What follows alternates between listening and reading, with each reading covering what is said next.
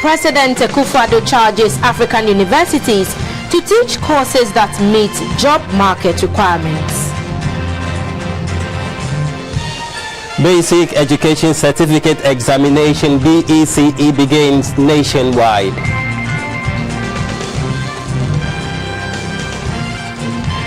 World Environment. Good evening and welcome to News Hour, live on GBC24 and Ghana Television. My name is Emmanuel Amagashi. I'm Taumataki Clement. Sam is our sign language interpreter. Our first story, the President Nana Akufo-Addo has challenged African universities to come up with curricula that respond to the requirements of the current job market. At the 14th General Conference of the Association of the African Universities in Accra, Nana Akufo-Addo also asked African universities to focus on youth development. Some 50 years ago, about 34 universities on the continent met at the Moroccan capital of Rabat to establish the Association of African Universities. Since then, the association has been the voice of higher education on the continent and has churned out thousands of graduates. The association has over 20 centers of excellence and currently boasts of more than 400 members. The Accra meeting serves two purposes: to afford a platform for the 14th General Conference and Golden Jubilee celebration of the association after having been established on November 12, 1967. On the theme AAU at 50, Achievements, Challenges and Prospects for Sustainable Development in Africa, the conference will discuss a number of issues aimed at promoting university education in Africa. Though Africa is endowed with a number of great universities, this part of the world is still battling with some challenges, including lack of relevant curricula to meet the requirements of the current job market. Thus, most African universities are still offering courses that are irrelevant to the dynamic job market. Again, African universities are not enough to admit the teeming youth who are aspiring for higher education. These and many others are the pertinent issues that will be tackled at the conference. As an association, we are also excited to witness African governments coming together through the Partnership for Skills in Applied Science, Engineering and Technology (PASET) to commit resources for the training of 10,000 PhDs within 10 years. I invite you to be active participants throughout the conference by investing your great expertise in all discussions. The president of the Association of African Universities, Professor Olusola Oyewole, commended Ghana for the leadership role she is playing for the development of the association. Ghana is housing the Association of African Universities Secretariat and residence. Besides, Ghana has granted partial diplomatic status to the Association of African Universities staff. President Akufo-Addo pledged Ghana's continued support and charged them to do more to enhance the continent's human resource base. There's been a great rise in the number of universities, but not enough to match the increase in demand. There's been a rise in private providers of higher education as well, but the number of people that have access to university education on the continent nowhere matches the numbers that we should have. We still face many difficulties about quality assurance and the harmonization of academic qualifications. All our institutions face problems of aging professorial aides and the difficulties of retaining the staff that we train so very expensively. We can still learn from each other about the provision of open and distance learning, and we all have to find some answers to the ill-preparedness of our university graduates for the world of work. He called for comprehensive researches into Africa's problems for solutions.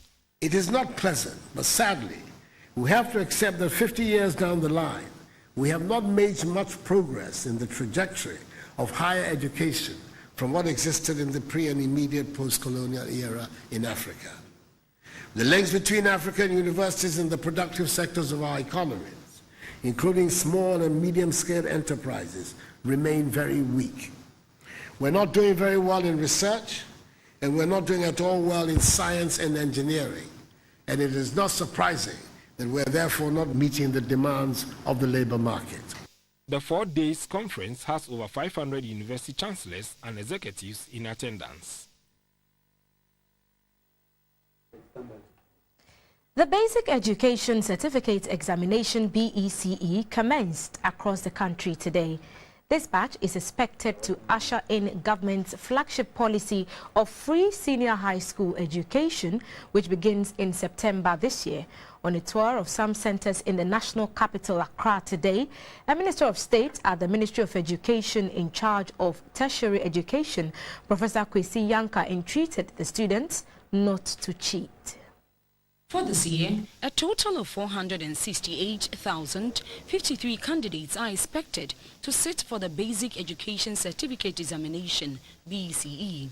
On day one, a team from the Ministry of Education and the Ghana Education Service visited some centers to assess the state and preparedness of the various actors as well as the process. At the Kanda Cluster of Schools Center, 8 schools with 306 candidates sat for the exams. A Minister of State in charge of education, Professor Kwesi Yanka, encouraged the students to be serious with the exams to enable them benefit from the free senior high school policy. You here have been very well prepared by your schools, by your teachers, and even by your parents for this particular exam. And we expect you to put up the best of behavior. Ensure that you do not in any way attempt to cheat. We know that you have been very well prepared. It is not examination malpractice that can make you succeed in future. It is how well you are prepared for the exam. Next was the Accra High SHS, where 288 candidates were writing the English language paper with one special student. Everything seemed to be in order with policemen on hand to assist if need be. The team was also at the Achimota Basic School Center, divided into A, B, C and D. At Compound A, 251 candidates with one special student wrote the exam, while 159 participated in Compound B. One student fell ill in the course of the first paper.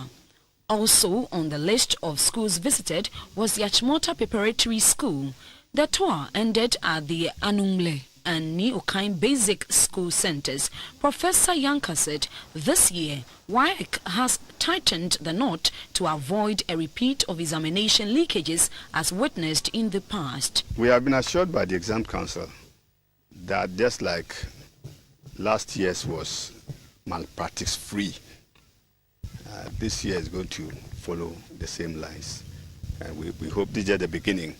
And we have looked at the measures that they have put in place to ensure that there's no leakage and examination malpractices are minimized as much as possible. There were some complaints of monies owed some supervisors and invigilators. The monies have been worked on.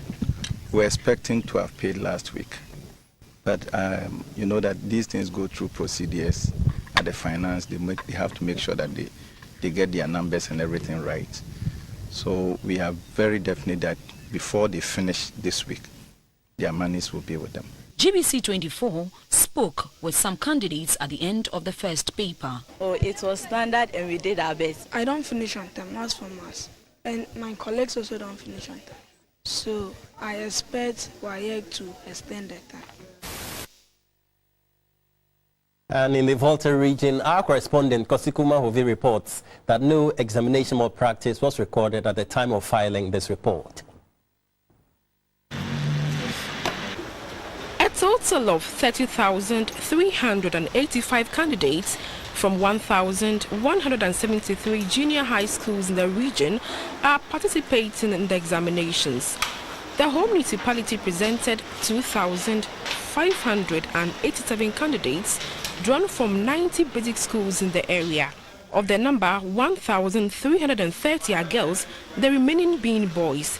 In the whole township, the exams are taking place at 3 centers, namely the Kabori JHS, Mauli and Mauku SHS centers.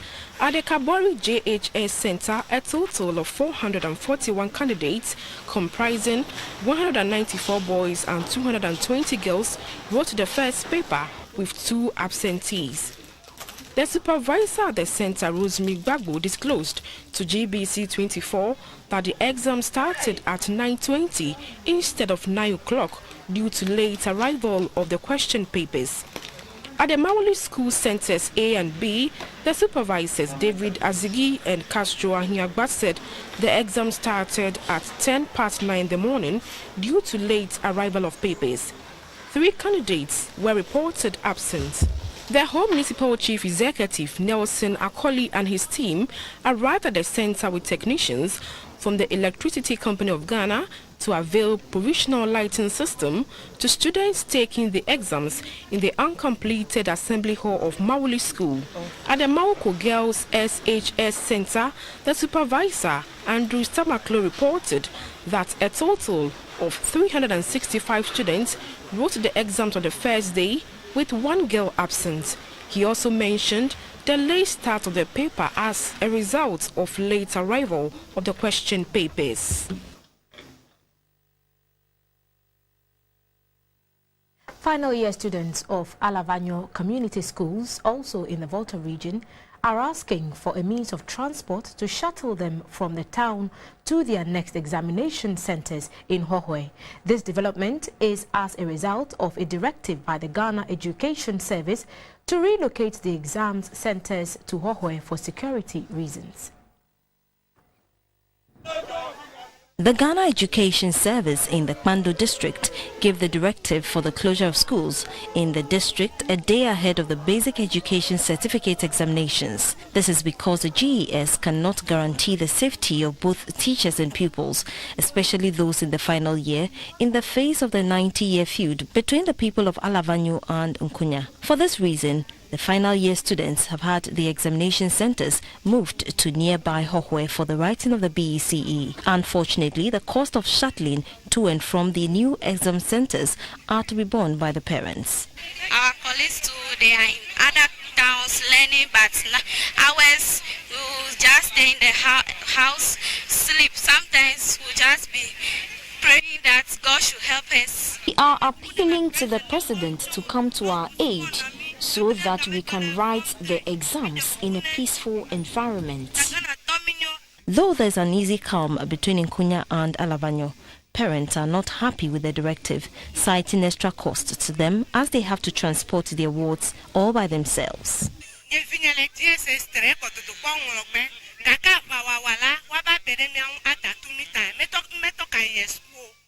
Because of the conflict, the pupils travel to Hohoe to write their exams.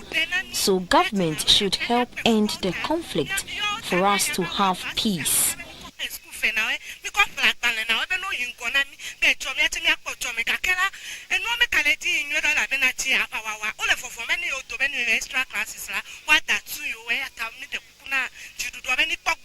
The BECE takes place from the 5th to the 9th of June throughout the country.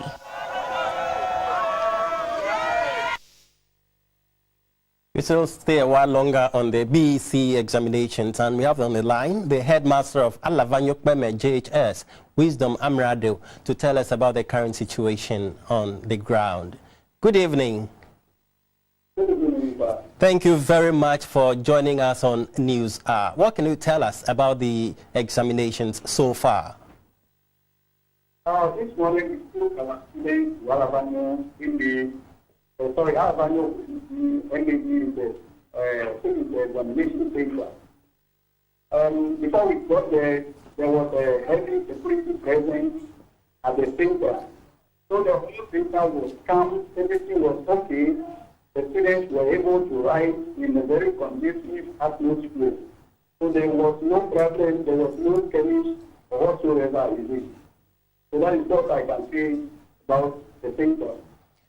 I understand that some of the students are asking that you transport them to the examination centers. What arrangements have you made for them?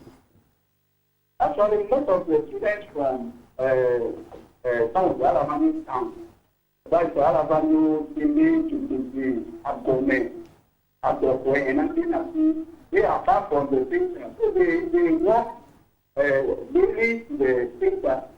So when they have this problem, So that is why most of this was made the paper before the commitment of the paper.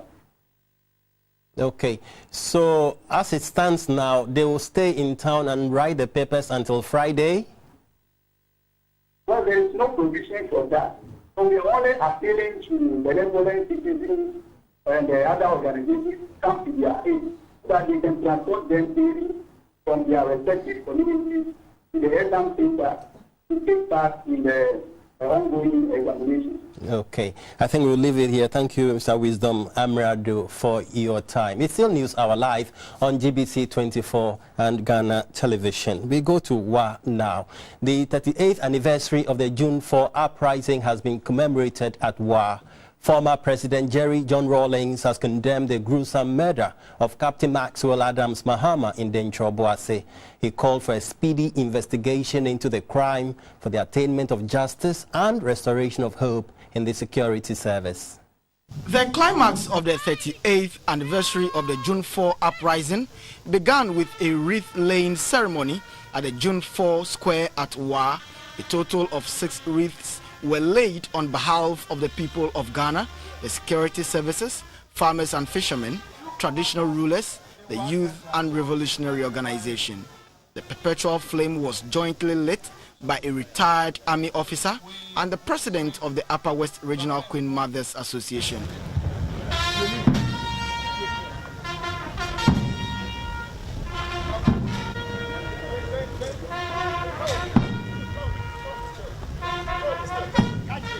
Addressing a teeming crowd at the Tendamba School Park, speakers including the Minority Leader of Parliament, Mr. Haruna Idrisu, and the former General Secretary of the NDC, Alhaji Hudu Yahya, extolled the virtues of the June 4 uprising. They were unanimous on the importance of the principles of accountability, probity, and transparency which triggered the uprising in 1979. The chairman of the AFRC, former President Jerry John Rawlings, blamed the electoral defeat of the NDC in 2016 to greed and corruption. He called for fresh leadership to steer the affairs of the party.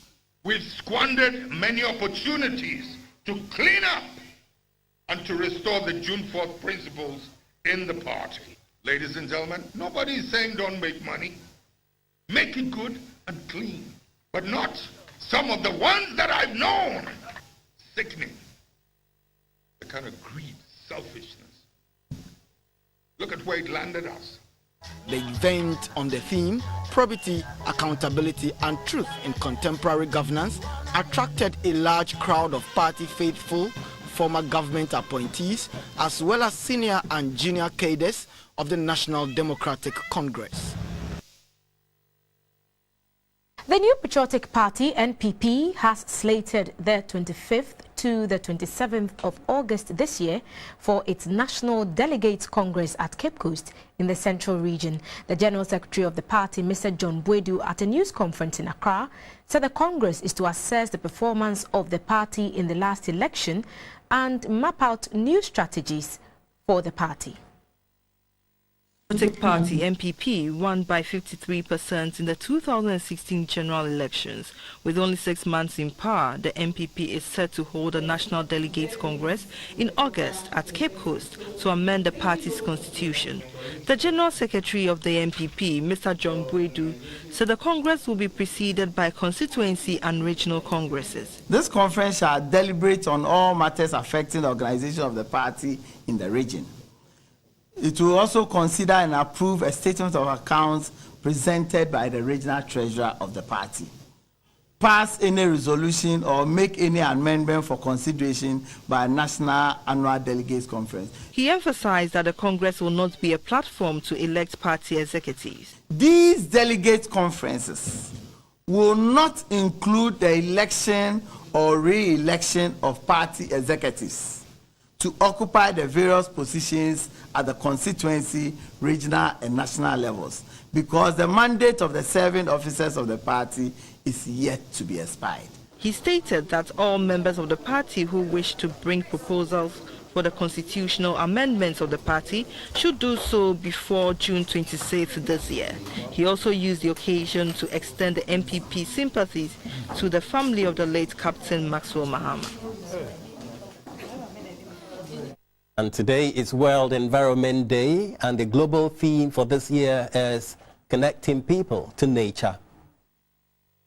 Environment Day is celebrated annually on every 5th day of June since 1973 to raise global awareness about the importance of healthy and green environment in the lives of humans. The event is also meant to solve environmental issues by implementing some positive environmental actions like neighborhood cleanup, tree planting and action against wildlife. This year's theme, Connecting People to Nature, invites people to think about how all are parts of nature and how mankind intimately depend on it. In recent decades, scientific advances as well as growing environmental problems such as global warming are helping to understand the countless ways in which natural systems support prosperity and well-being. For example, the oceans, forests and soils act as vast stores for greenhouse gases such as carbon dioxide and methane. Farmers and fisherfolk harness nature on land and underwater to provide food. Scientists develop medicines using genetic material drawn from the millions of species that make up Earth's outstanding biological diversity. Nature's gifts are often hard to value in monetary terms. Like clean air, they are often taken for granted, at least until they become scarce. To be part of the celebration, the public is being urged to connect to nature by picking up any piece of trash one finds on the ground.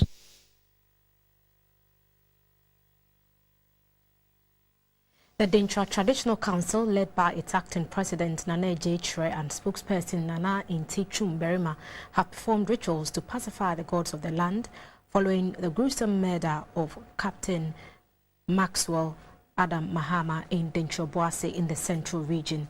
According to them, this is to prevent any such occurrences in the area and also to prevent any curse that the death of the captain might bring to the area.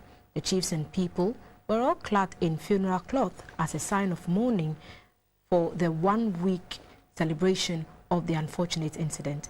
A lamb was sacrificed at the spot where the late Captain Mahama was murdered.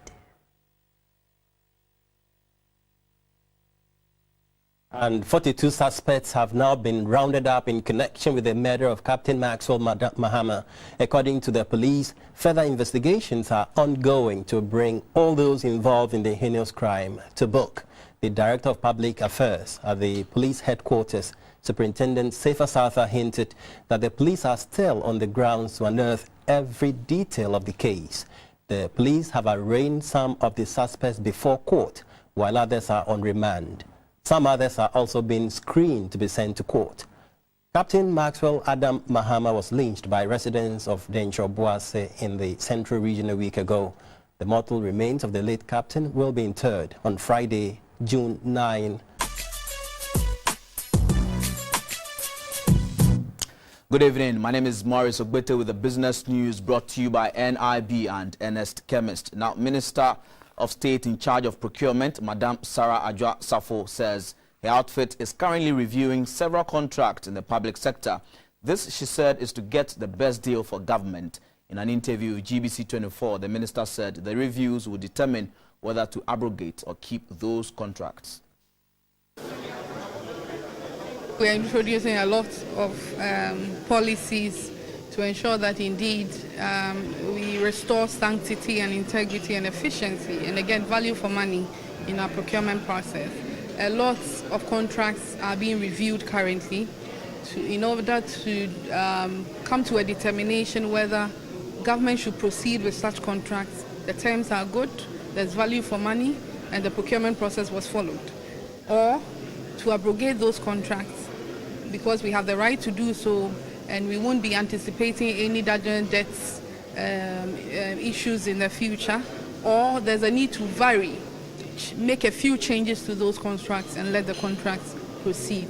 These are all very technical areas. That is why today we are bringing together all heads of entities, ministers and deputy ministers to throw more light on some of these things so that you don't have a situation where somebody sits in his office and determines that I just want to abrogate contract. The person must receive expert opinion and be able to determine whether legally the terms of the contract warrant so. So these are some of the things that we're going to ensure that it is done. And then we want to empower women. If you are a player or an actor in the public procurement process, you know that many women don't bid for government contracts or companies owned by women. It is a male-dominated area, and we don't want a situation where it continues that way. So as a government policy, it was a manifesto promised by His Excellency, then candidates, that when we come, we'll make sure that 70% of government contracts go to local companies, and out of that 70, 30 will go to companies owned by women. And still in business, MTN Ghana is to refurbish the school building of Street Academy in Accra. It will provide the school with computers and books to enhance teaching and learning. The MTN Yellow Care program, which takes immediate effect till the 21st of June 2017, will also have a staff volunteer program aimed at extending education opportunities to students in selected underserved communities. The MTN Yellow Care program is a staff volunteer initiative that runs across the country from 1st to 21st June every year. Instituted 10 years ago, the program has grown to become one of the key activities on the MTN calendar. MTN Yellow Care is a strategy that has been deployed by MTN to honor its corporate social responsibility and also give MTN staff the opportunity to touch lives through volunteer work. With its theme, Investing in Education for All, MTN will replace the wooden structure of Street Academy, a school in Accra that adopts and trains the less privileged in society with a modern classroom facility. The academy will have a computer room and internet services will be provided as well. The corporate service executive of MTN Ghana, Mrs. Cynthia Lumo, said infusing technology into the educational system will foster growth of the sector. It's important that we include facilities like this in our Education for All initiatives. So you can see in the background, we are demolishing the wooden structure that they used to have, and we intend to reconstruct a better facility for them and also provide computers and internet access, because we believe that access to the digital world and the revolution that is going on all over the world in terms of digitization is something that all of our children should also benefit from. The planning officer of the Special Education Division of the Ghana Education Service, Mr. Jeremiah Bedu Shaya, lauded the move and said quality education would be within the reach of all, especially the underprivileged. We need to promote structures. We need to put in place things that will ensure that these children benefit from the teaching and learning. Other activities under the MTN Yellow Care program include the provision of reading clinics in selected schools and capacity training for teachers in selected special schools for the blind. Online supplementary reading materials will also be made available for schools like the Rich JHS in Tamale, Adako Jachi MA Primary School in Kumasi, and Baglo Benin JHS in the Volta region.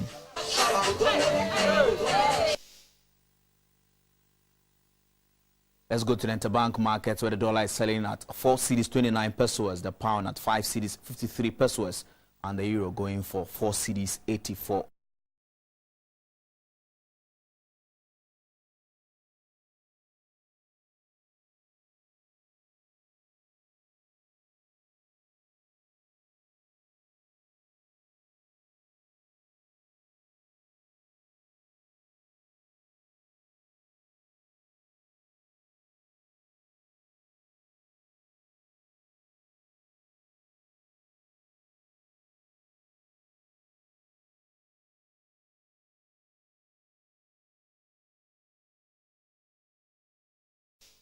Oil keeps fluctuating on the market today. A barrel is going for $47 and an ounce of gold at $1,278 and a ton of cocoa at $1,940.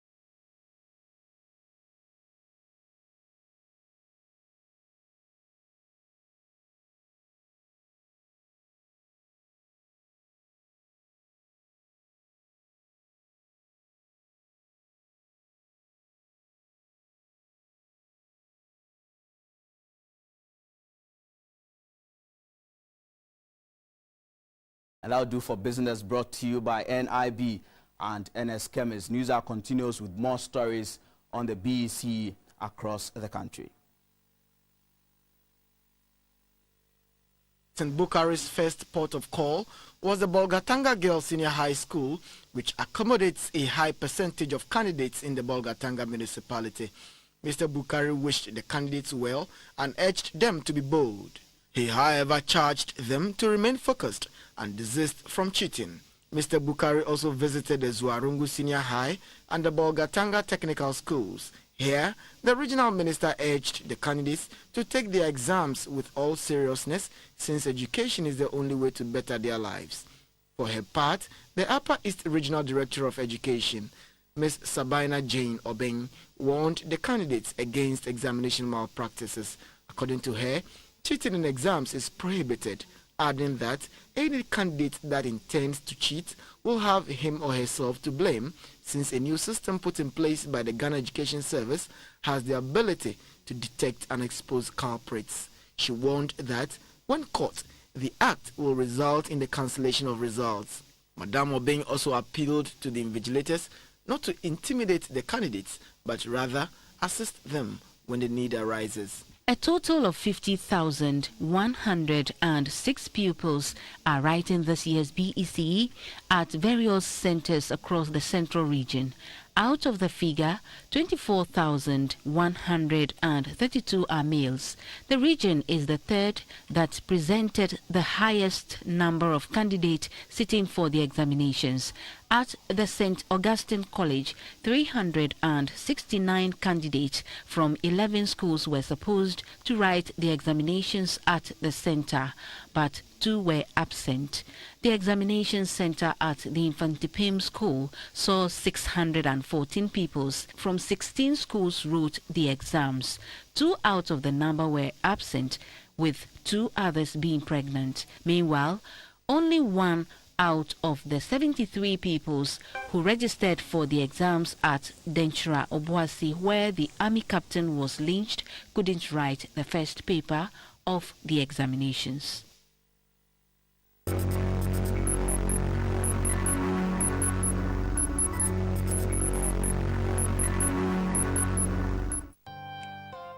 Pain and body aches are bedfellows to domestic chores and other common daily activities of our lives for our mothers, wives and sisters.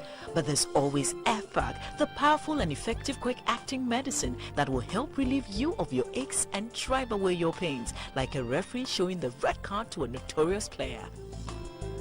So take FPAC to chase away your pain. FPAC blows your pain away.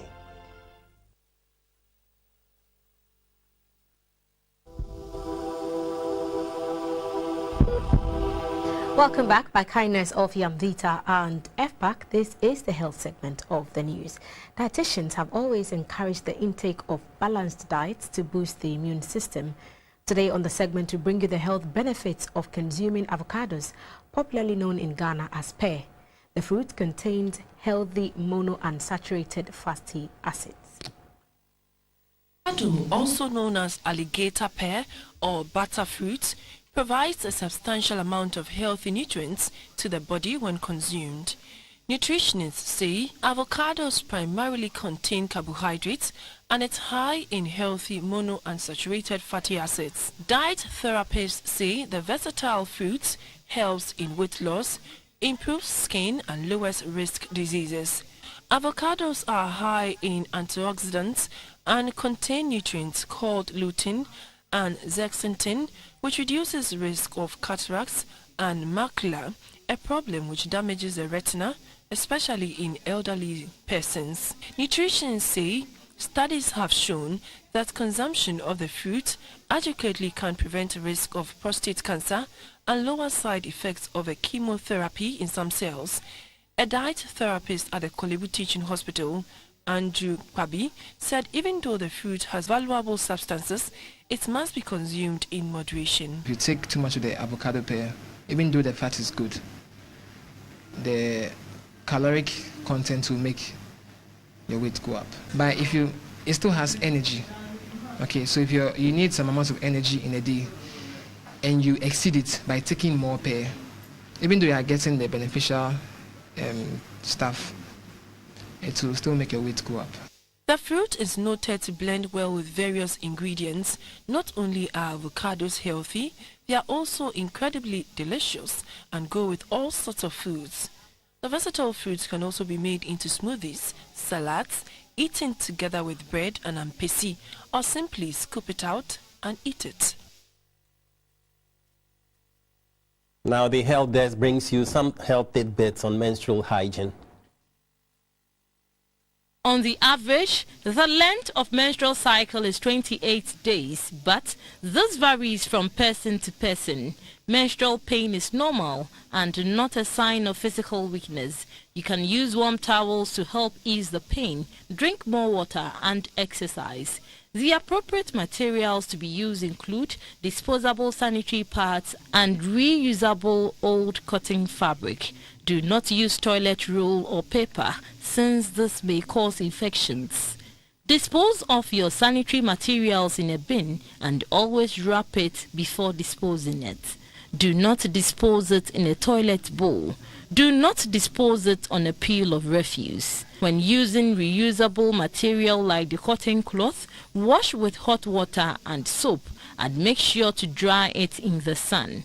Develop a personal hygiene by bathing well at least twice a day and change your sanitary pad at least twice or thrice a day to avoid infections. During these periods, it is advisable to eat iron-rich foods and potassium foods like pear, kontomire, banana, watermelon. Health experts say coconut water helps to reduce the pain. These are difficult times, but you will be surprised how your body responds when you eat the right food.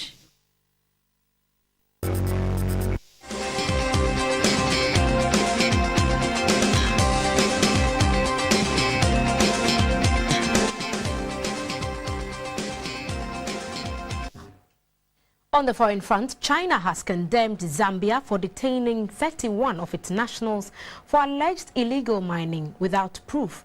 China's foreign ministry said it supported actions to crack down on illegal mining, but opposed selective law enforcement and the detention of its citizens without strong evidence. Chinese firms have invested more than $1 billion in copper-rich Zambia. Two of the men who carried out Saturday night's terror attack in London have been named by police. Scotland Yard said Pakistan-born Quran Butt, 27, from Barking, East London, was known to the police and M15, but there was no intelligence to suggest an attack. The other attacker was Rashid Ruddin, 30, from Barking, who police said claimed to be Moroccan-Libyan. The pair and one other man were shot dead by police after killing 7 people and injuring 48. The Met Police said their names would be released as soon as operationally possible as officers work to establish if they were part of a wider network. They were shot by police after driving into pedestrians on London Bridge and stabbing people in Borough Market. Officers searched 2 addresses in East London on Monday morning. Police said a number of people had been detained following the raids in Newham and Barking. It comes after 12 people were arrested in Barking on Sunday following raids at a flat believed to be the home of one of the attackers. A 55-year-old man has since been released without charge. Metropolitan Police Commissioner said investigation was moving very quickly and the priority now was to establish if anybody else was involved in the plot. Islamic State group has claimed responsibility for the attack.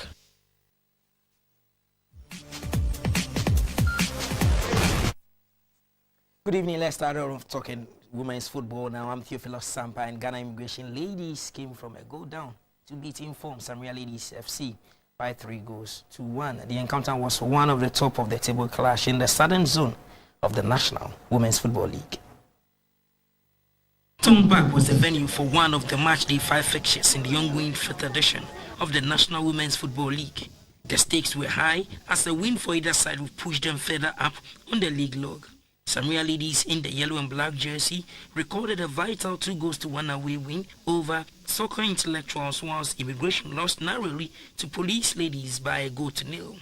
With both sides having 7 points and occupying the 3rd and 4th positions, the encounter was keenly contested as it lived up to the expectations as the ladies showed determination and grit.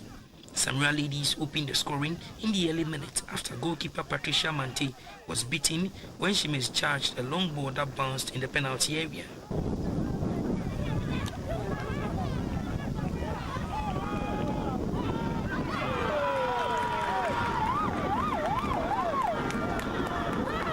Samira ladies defended gallantly to end the first half 1-0. Back from the break, the Ghanaian immigration ladies in the white jersey pushed for the equalizer. Referee Rita Boateng whistled for a foul just around the area of Samira ladies. Captain of immigration ladies, Romana Tutahiru, who throughout the encounter was probing for the equalizer, scored from the free kick. Immigration took control of the game and dictated the pace. Captain of immigration, Romana Tutahiru, again beat Samira ladies goalkeeper when a corner kick flew into the net.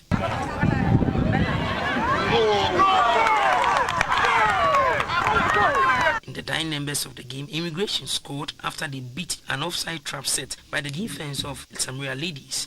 The encounter ended 3-1. There were mixed reactions from the coaches. The last match we played, I told you something, that we are going to beat them. We play better than them. Our team has improved. When you watch the team last year and this year, they are playing good football. But when they scored the first goal, I was telling my technical team that they should not worry. We are going to beat them 3 goals. Because the way the game is going, I know definitely we'll beat them. The target is still on course because we want to take the league this year. If we don't take the league, we need to place a respectable position. Sometimes when you are being frustrated by referees, sometimes it's disturbing, you understand? These are upcoming referees that most of them, they are trying to make sure that they can make it. You see, but some of them are frustrated. So sometimes we do take it like that. When you lose, I mean, you say referee. Yeah, but at least the standard of the referees and the lines are not good. Now let's bring you other results from matches played. So we quickly start off by going to the northern zone, and so here are the results. And the first game that was played was between Ashtown and Kumasi Soccer Academy, and at the end of the day, Ashtown lost by 3-2. Fabulous Ladies also won by 4-2 over Real Ladies. Northern Ladies also were down by 5-1 to Ampim Dakwan. Prison Ladies also won by 2-1 over Lepo Ladies. In the southern sector, it was Hazakes who shared sports 2-2 with Soccer Intellectuals. Lady Strikers and Sea Lions shared the sports 0-0, and Police Ladies won by 3-0, while Samurai Immigration Ladies also ended 3-1 in favor of Immigration Ladies.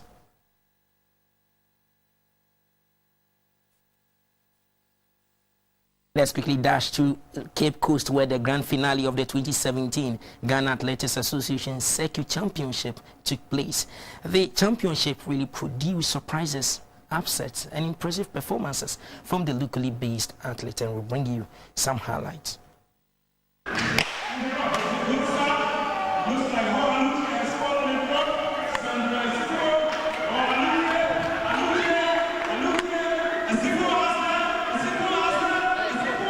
The domestic track and field season reached its climax at the Cape Coast Stadium. The circuit concept was introduced in the domestic calendar in 2014 and has helped to produce some of the best performances locally.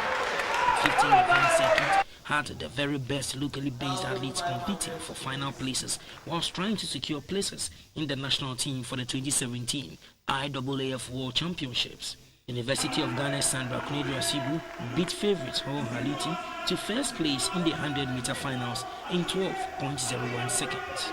A strong headwind negatively affecting the performance in the men's 200 meters, Safonsa lowered his personal best to 20.90 seconds to take first place.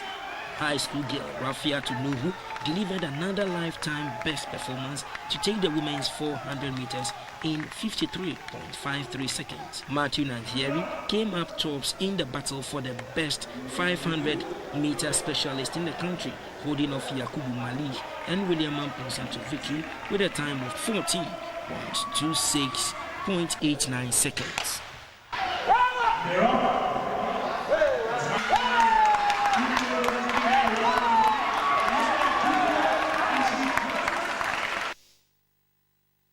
Let's wrap it up by going to China, where former Newcastle United midfielder Sheikh Tiote has died aged 30 after collapsing during training in China.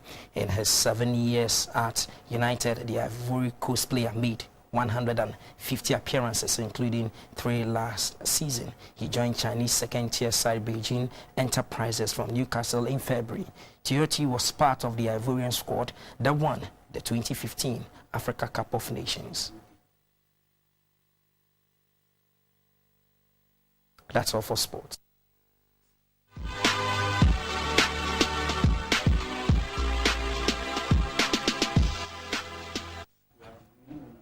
Welcome back. On the lighter side of the news, while thousands of people showed up at the One Love Manchester concert in honor of victims of the Manchester Arena attack, a group of police officers stole the hearts of many as videos emerged showing the officers dancing with some fans. Here's a look at the video, which has since gone viral. And the trial of U.S. comedian and actor Bill Cosby for sexual assault has begun in Pennsylvania today. The trial is expected to last about 2 weeks. It is being seen as the biggest U.S. celebrity court case since the murder trial of former American football player O.J. Simpson.